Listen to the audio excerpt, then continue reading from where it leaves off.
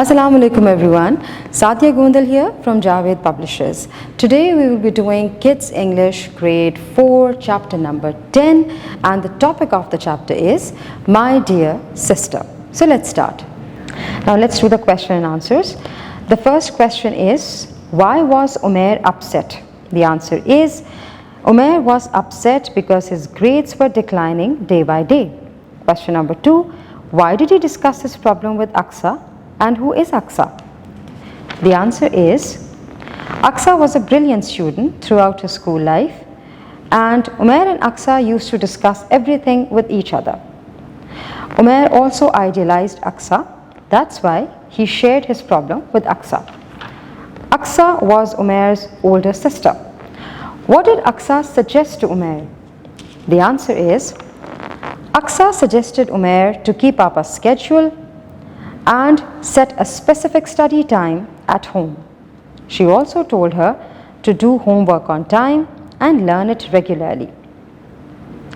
Also, she asked him to make class notes and note down important points during the class lectures. And above all, she told Umair not to hesitate to ask questions from the teachers. Also, she told him to read some reading books as it will help him to increase his vocabulary, and above all, to take proper sleep. Question number 4, did Aqsa's advice help Umair to improve his grades? The answer is yes, Aqsa's advice helped Umair to improve his grades and he got good marks in his next monthly test. Question number 5, share some qualities of being a good student. The answer is, these are some of the good qualities of a good student. Number 1, he revises his work daily. Number 2, he makes class notes. Number 3, he tries to understand the concept instead of cramming them. And number 4, he never hesitates to ask any question from the teacher.